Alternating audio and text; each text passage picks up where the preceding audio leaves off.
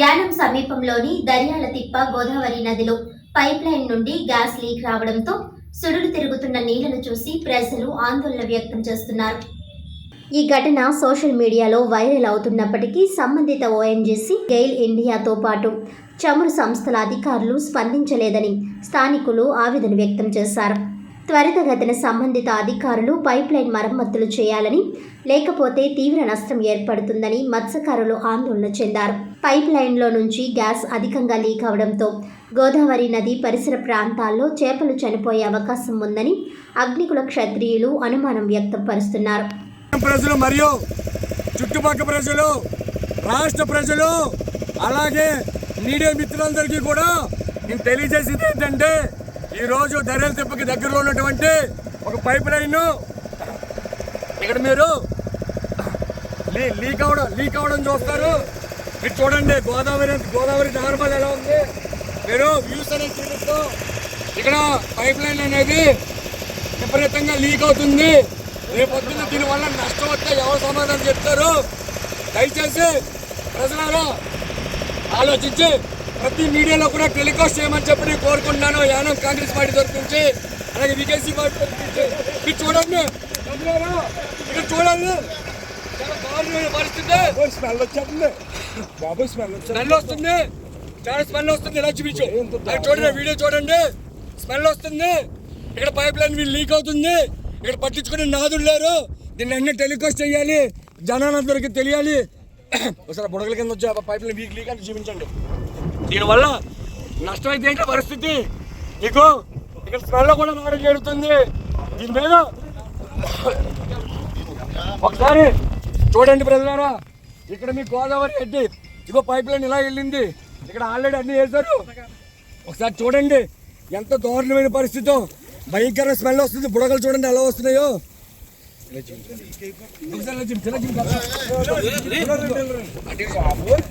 ఒకసారి ఇది ఇంత దారుణమైన పరిస్థితి ఉంటే ఎవరో పట్టించుకునే వాళ్ళు లేరు. దీని మీద ప్రభుత్వం, అధికారులు ప్రతి ఒక్కరు కూడా స్పందించాలి. ప్రజలారా ఒకసారి ఆలోచించండి దీని మీద.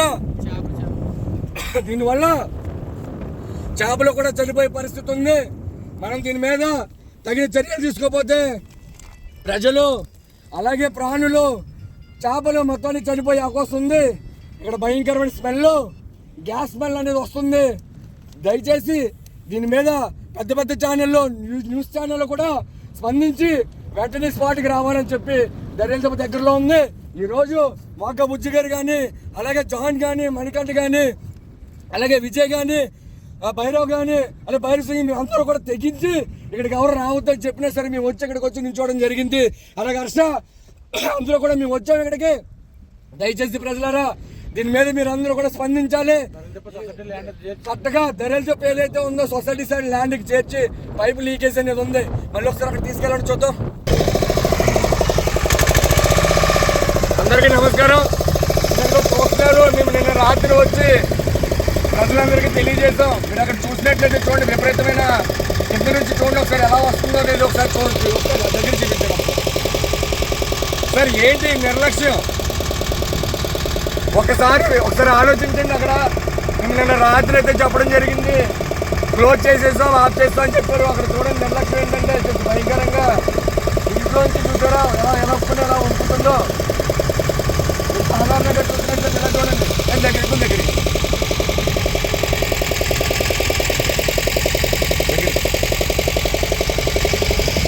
మీరు చూస్తున్నారండి. అసలు ఏం కంట్రోల్ అవ్వలేదు. మీరు పక్కన ఉన్న ప్లేస్కి ఇక్కడ చూడండి ఒకసారి ఏ విధంగా కింద నుంచి అనేది వస్తుందో.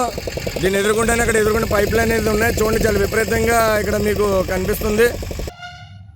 6100 పోలీస్ కానిస్టేబుల్ నోటిఫికేషన్ కి దేహదారుఢ్య పరీక్షలు, మెయిన్స్ రాత పరీక్షలు వెంటనే పూర్తి చేయాలని డిమాండ్ చేస్తూ డివైఎఫ్ఐ ఆధ్వర్యంలో కలెక్టరేట్ వద్ద ధర్నా నిర్వహించారు. ఈ సందర్భంగా డివైఎఫ్ఐ జిల్లా కో కన్వీనర్ పాండవుల దుర్గాప్రసాద్ అధ్యక్షత వహించడం జరిగింది. ముందుగా డివైఎఫ్ఐ రాష్ట్ర కార్యదర్శి రామన్న మాట్లాడుతూ, గత ప్రభుత్వం ఇచ్చిన 6100 పోలీస్ కానిస్టేబుల్ నోటిఫికేషన్లలో 95,208 మంది పోలీస్ అభ్యర్థులు ప్రాథమిక రాత పరీక్ష వ్రాసి అర్హత సాధించి ఉన్నారు. వీరికి తర్వాత దేహదారుఢ్య పరీక్షలు, మెయిన్స్ రాత పరీక్షలు ఇప్పటి వరకు నిర్వహించలేదని అన్నారు. దానికి కారణం గత ప్రభుత్వం ఏదైతే హోంగార్డులకు రిజర్వేషన్లు సివిల్స్ 8 నుండి 15% మరియు ఏపీఎస్పీ 15 నుండి 25% పెంచడం వలన వీరు తమ పోస్టులు తమకి కావాలని హైకోర్టుకు వెళ్ళగా వారికి అనుకూలంగా కోర్టు తీర్పు ఇవ్వడం జరిగిందని అన్నారు. దీని వలన ఇంతకు ముందు పాత రిక్రూట్మెంట్లలో ఏదైతే స్పెషల్ రిజర్వేషన్లకు కేటాయించిన పోస్టులలో అర్హత సాధించిన వారికి ఇచ్చి మిగిలిన పోస్టులను జనరల్ అభ్యర్థుల చేత భర్తీ చేసి న్యాయం చేసేవారని, ఈ తీర్పు వలన అది సాధ్యం కాదని అన్నారు. గత ప్రభుత్వం ఇచ్చిన నోటిఫికేషన్లో హోంగార్డులకు రిజర్వేషన్లు పెంచడం వలన జనరల్ అభ్యర్థులకు తీవ్ర అన్యాయం జరిగిందని, హైకోర్టులో హోంగార్డులకు అనుకూలంగా వచ్చిన తీర్పుపై రిక్రూట్మెంట్ బోర్డు జనరల్ అభ్యర్థులకు తీవ్ర అన్యాయం జరుగుతోందని భావించి మార్కులతో సంబంధం లేకుండా తీసుకోవాలని ఇచ్చిన తీర్పుపై సుప్రీంకోర్టు కేసును అప్పీల్ చేయడం జరిగింది. దాదాపు 4 వాయిదాలు జరిగినప్పటికీ ఈ కేసు గురించి గత ప్రభుత్వం పట్టించుకోకపోవడంతో 2 సంవత్సరాలు కాలయాపన జరిగి పోలీసు అభ్యర్థులు పూర్తిగా నష్టపోయారని ఆవేదన వ్యక్తం చేశారు. ప్రస్తుత యువగళం పాదయాత్రలోనూ కూటమి ప్రభుత్వం అధికారంలోకి వస్తే 6 నెలల్లోగా పూర్తి చేస్తామని విజయనగరం బహిరంగ సభలో హామీ ఇచ్చిన విధంగా దీనిని వెంటనే పూర్తి చేయాలని తమరి ద్వారా ప్రభుత్వానికి తెలియజేయవలసిందిగా కోరుతున్నామని అన్నారు. ఈ కార్యక్రమంలో ఎస్ఎఫ్ఐ జిల్లా కార్యదర్శి ఎం గంగ సూరిబాబు, ఎస్ఎఫ్ఐ మాజీ జిల్లా కార్యదర్శి టి రాజా సంయుక్తంగా మాట్లాడుతూ రాష్ట్రంలో ఖాళీగా ఉన్న పోస్టులను భర్తీ చేయాలని, గత 2 సంవత్సరాలుగా కానిస్టేబుల్ పోలీసులను భర్తీ చేయకుండా కాలయాపన చేస్తున్నారని, వాటిని వెంటనే పరిష్కరించాలని డిమాండ్ చేశారు. అనంతరం జిల్లా జాయింట్ కలెక్టర్ రాహుల్ మీనా వినతి పత్రం ఇవ్వడం జరిగిందన్నారు. అలాగే ఈ కార్యక్రమంలో క్వాలిఫై అయిన పోలీస్ కానిస్టేబుల్ అభ్యర్థులు K Pavan Kalyan, L Jogarao, K Purna, N Anji, Jaya Yadav, I Srinu, K Bhaskar Rao, K Kalyan తదితరులు పాల్గొన్నారు. ఈరోజు రాష్ట్ర వ్యాప్తంగా 2022లో ఏదైతే కానిస్టేబుల్ నోటిఫికేషన్ తీసారో దాన్ని పూర్తి చేయాలని గత 2 సంవత్సరాల నుంచి నిరుద్యోగులకు అన్యాయం చేస్తూ ఏదైతే రాష్ట్రంలో 95,000 మంది విద్యార్థులు ఈరోజు ప్రిలిమ్స్ పాస్ అయ్యి కొత్త ఉన్నారో వాళ్ళందరికీ పరీక్ష పెట్టాలని, ఏదైతే హోంగార్డుకి ఇచ్చిన రిజర్వ్ ఏదైతే వాటిని తగ్గించి నిరుద్యోగులు న్యాయం చేయాలని ఈరోజు మేము డిమాండ్ చేస్తాము. నా పేరు ఎం గంగసు, ఎస్ఎఫ్ఐ కాకినాడ జిల్లా కార్యదర్శి. 2 సంవత్సరాల క్రితం అంటే నవంబర్ 28, 2022లో కానిస్టేబుల్ నోటిఫికేషన్ రావడం జరిగింది. దానికి గాను జనవరి 22, 2023 ఎగ్జామ్ పెట్టడం జరిగింది. కానీ అది జరిగిన తర్వాత ఎటువంటి ఎగ్జామ్స్ పెట్టకుండా, ఈవెంట్స్ పెట్టకుండా గోప్యంగా ఇది ఉంచడం జరిగింది. ఎమ్మెల్సీ ఎలక్షన్స్ వచ్చినాయని చెప్పేసి ఆపేశారు. తర్వాత ఎప్పుడైతే ఈ నోటిఫికేషన్ ఇచ్చారో ఈ నోటిఫికేషన్లో దాదాపుగా రిజర్వేషన్లు పెంచడం జరిగింది. కొన్ని స్పెషల్ రిజర్వేషన్ పెంచడం వల్ల ఈ నోటిఫికేషన్ మీద కొన్ని హైకోర్టు, సుప్రీంకోర్టులో కేసులు ఉన్నాయి. సుప్రీంకోర్టులో కేసు వల్ల మేము చాలా ఇబ్బంది పడుతుంది. ఎందుకంటే దానివల్ల జనరల్ అభ్యర్థులు చాలా జనరల్ అభ్యర్థులు ఇబ్బంది పడుతున్నారు. ఎందుకంటే ఆ కేసులో ఏదైతే ఉందంటే మినిమం మార్కులు లేకపోయినా కానీ క్వాలిఫై చేసి ఉద్యోగాలు ఇచ్చే విధంగా ఉంది. అది ఆ కేసులు అనేది స్పెషల్ రిజర్వేషన్ వల్ల ఎవరికైతే స్పెషల్ రిజర్వేషన్ ఇచ్చారో ఆ రిజర్వేషన్ వల్ల మేము చాలా ఇబ్బంది పడుతున్నాము. దానివల్ల ఈ నోటిఫికేషన్ అనేది జరగట్లేదు. ఇది జరగకపోవడం వల్ల గత కొన్ని సంవత్సరాలు దాదాపు 6 సంవత్సరాల నుంచి నోటిఫికేషన్ లేదండి. 6 సంవత్సరాల నుంచి నోటిఫికేషన్ లేకపోతే గత 2 సంవత్సరాలు 3 సంవత్సరాల నుంచి ఇదే కాకినాడలో నెల ఫీజులు కట్టుకుంటూ, మెస్ బిల్లులు కట్టుకుంటూ, స్టడీ హాల్ కట్టుకుంటూ ఇక్కడే ఉంటున్నాం. ఇన్ని బాధలు పడుతున్నాం. గవర్నమెంట్కి మా గోడు ఒక్కసారి మా బాధను అర్థం చేసుకోండి. మాకు ఈ కోర్టు కేసులన్నింటినీ పూర్తిగా నిర్వహించి వాటినన్నింటినీ పరిష్కరించి మాకు త్వరలోనే అంటే 2024 పూర్తి లోపలనే దీనికి ఈవెంట్స్, మెయిన్స్ అన్ని పెట్టమని కోరుకుంటాం. పోలీస్ అభ్యర్థులందరం కలిసి రాష్ట్ర వ్యాప్తంగా ఇప్పటికే కర్నూలు, తిరుపతి, ఈరోజు అనంతపురం, కాకినాడ ప్రాంతాల్లో అనేక ఉద్యమాలు చేస్తా ఉన్నాం. ఒకే ఒక సింగిల్ డిమాండ్ 2 ఏళ్ల క్రితం 23 నవంబర్ చివరి మాసంలో వచ్చిన నోటిఫికేషన్ అయితే 6,100 పోలీసు ఉద్యోగాలు ఉన్నాయో వాటిని ఎప్పటి వరకు భర్తీ చేయలేదు. కేవలం ప్రిలిమ్స్ పెట్టారు. 95,208 మంది అర్హత సాధిస్తే ఈరోజు కుంటి సాగని చెప్పి చివరికి నిరుద్యోగులకు రావాల్సిన ఉద్యోగాలను పక్కదారి పట్టించి ఈరోజు అన్యాయం చేసే పరిస్థితికి ఈరోజు రాష్ట్ర ప్రభుత్వం వచ్చింది. ఇప్పటికే కోర్టులో ఈరోజు రాష్ట్ర ప్రభుత్వం ఏ రకంగా అయితే చెప్పాలో ఆ పద్ధతిలో గత ప్రభుత్వం ఎట్లా ఫెయిల్ అయిందో ఈ ప్రభుత్వం కూడా ఈరోజు దాన్ని సవాల్ చేయలేకపోతుంది. 40% మంది బయట వాళ్ళకి హోంగార్డులకు ఇస్తే మా పరిస్థితి ఏంటని చెప్పి ఈరోజు నిరుద్యోగులు ఆవేదన చేస్తూ ఉన్నారు, ఆందోళన చేస్తూ ఉన్నారు. రాష్ట్ర ప్రభుత్వం తక్షణమే రిజర్వేషన్లు ఆపాలి.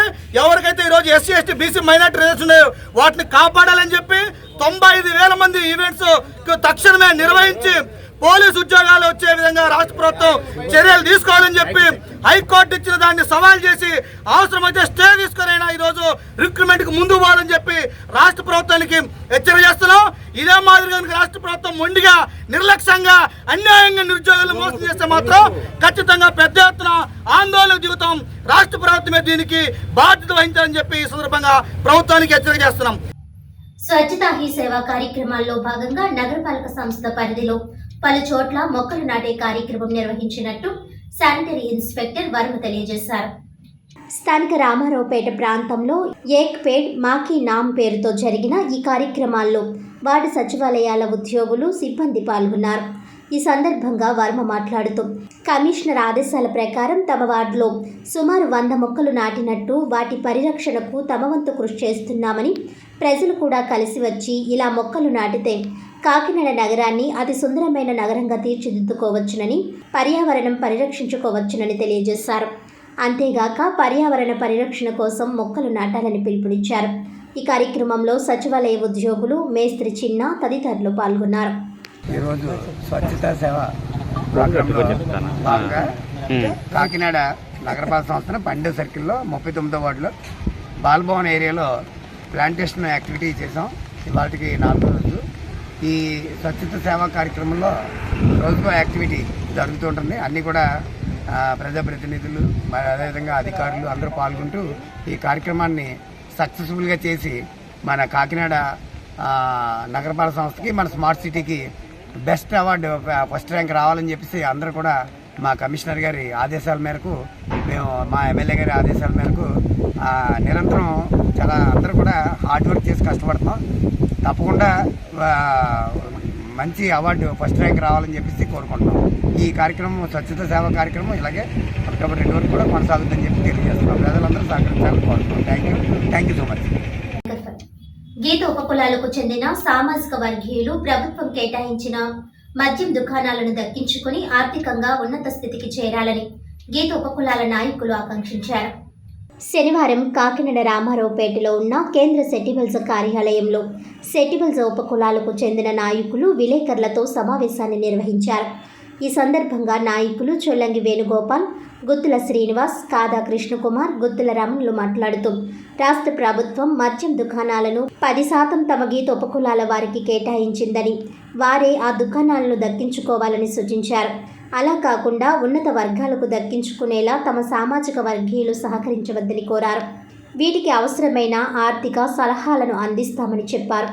అలాగే గీత కార్మికులకు కేటాయించిన దుకాణాలను వేరెవరూ దక్కించుకున్నా తాము వాటి అనుమతి రద్దు చేసేందుకు వెనుకాడమని అన్నారు.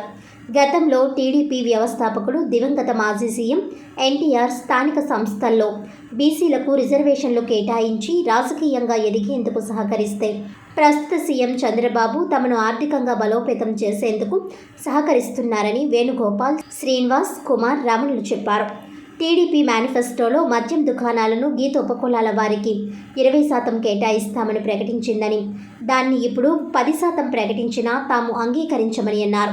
వచ్చే పాలసీ విధానంలో 20% తమ గీత ఉపకులాల వారికి ఇవ్వాలంటూ డిమాండ్ చేస్తామని అన్నారు.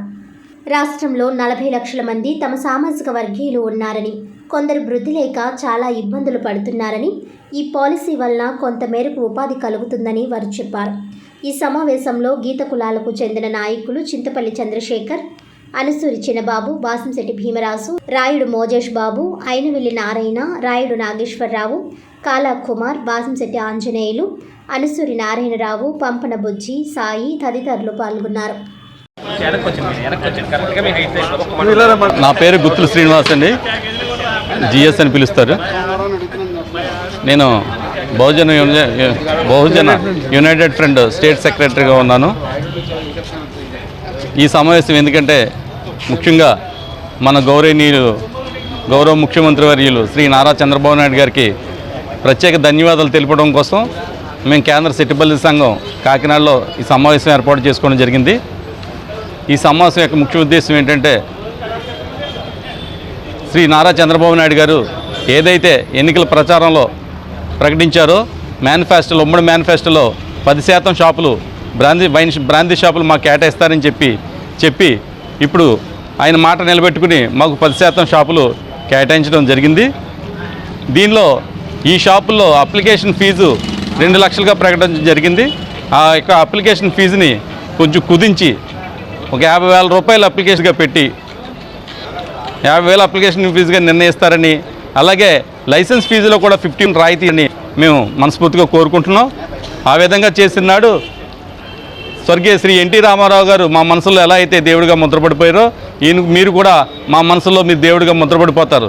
ఎందుకంటే మాకు ఆర్థికంగా ఎదగడానికి, మమ్మల్ని వ్యాపార రంగంలోకి రప్పించడానికి మీరు చేస్తున్న కృషికి, మాపై ఉంచిన మీ ప్రేమకి మేము ఎల్లప్పుడూ మేము కృతజ్ఞులుగా ఉంటాం. గీత వృత్తిదారుల కోసం, కులాల కోసం కేటాయించినటువంటి దశమ శాతం ఏదైతే ఉందో ఆ షాపులు మిస్యూజ్ అవ్వకుండా మా కమ్యూనిటీలో ఉన్నటువంటి వాళ్ళకే దక్కాలని, దీన్ని ఎవరైనా మిస్యూజ్ చేసినట్లయితే ఖచ్చితంగా మేమందరం కలిసి బట్టి అప్పచెప్పి దాన్ని క్యాన్సిలేషన్ చేసి వాళ్ళ యొక్క రద్దు చేసి తీరుతామని, దానికోసం ఈ సమావేశం ఏర్పాటు చేయడం జరిగింది. కారణం ఏంటంటే, ఇది ఒక 40 లక్షల మంది గీత వృత్తిదారులకు సంబంధించిన కులాలకు సంబంధించినటువంటి సమస్య. ఇది మాకు 40 లక్షల మందికి కేటాయించినటువంటి సుమారు ఈ 400 పైసీలికలు ఉన్న షాపులు 374 షాపులు మాత్రమే. అది మాకు ఏ కోసానా సరిపోదు. మేము 20% ఇస్తారని చెప్పి మేము ఆశించాము, కానీ సంతోషం 10% ఇచ్చాను, 10% కేటాయించారు. ఇంతవరకు ఏ ప్రభుత్వం కేటాయించలేదు. అందుకు మనస్ఫూర్తిగా మా సంఘాల తరఫున ఈ ఉమ్మడి చంద్రబాబు నాయుడు గారికి అందరికీ కూడా మేము కృతజ్ఞతలు తెలియజేస్తాము. ఖచ్చితంగా మా సంఘాలు, మా కులాలు ఎప్పుడు కూడా మీకు కృతజ్ఞతలై ఉంటారు. కానీ మాకు దయచేసి కొద్దిగా రాయితీ ఇవ్వాలని చెప్పి మేము విన్నపించుకుంటాము. ఎందుకంటే 2 లక్షలు అంటే చాలా ఇబ్బందికరమైన విషయం. చాలా గీత వృత్తుల్లో ఉన్న వాళ్ళ దగ్గర అంత ఆర్థిక స్థితిగతులు ఎలా ఉంటాయో మీకు తెలియని విషయం కాదు. కాబట్టి అది ఒక 50,000కి ఎంతో కుదిస్తే ఈ 10% ఏవైతే ఉన్నాయో వాటికి మటుకి 50,000కి కుదించి అప్లికేషన్ తీసుకున్నట్లయితే చాలా సంతోషం. కానీ దీంట్లో ఏ విధమైనటువంటి ఇన్ఫ్లుయెన్స్లు జరగకుండా నిష్పక్షపాతంగా ఈ కులాలకే, ఈ సంఘాలకే దక్కేలాగా చూడాలని చెప్పి ప్రభుత్వాన్ని మేము విన్నపించుకుంటున్నాము. వార్తలను ముఖ్యాంశాలు మరోసారి.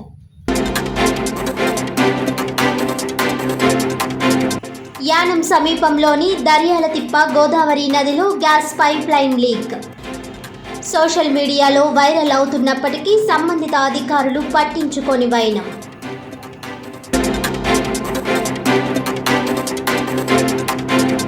కాకినాడ ఎన్టీఆర్ బీచ్ నందు అంతర్జాతీయ తీర పరిశుభ్రత దినోత్సవం. ఇండియన్ కోస్ట్ గార్డ్ ఆధ్వర్యంలో ఘనంగా కోస్టల్ సాగర్ సురక్షిత సాగర్ కార్యక్రమం.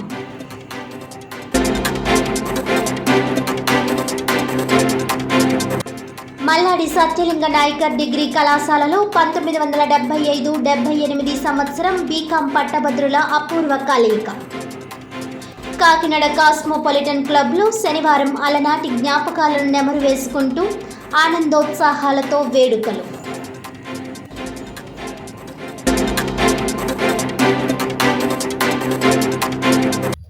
ఈనాటి వార్తలు ఇంతటితో సమాప్తం. తిరిగి వచ్చే బిల్టన్లో మళ్ళీ కలుద్దాం. అంతవరకు సెలవు. నమస్కారం.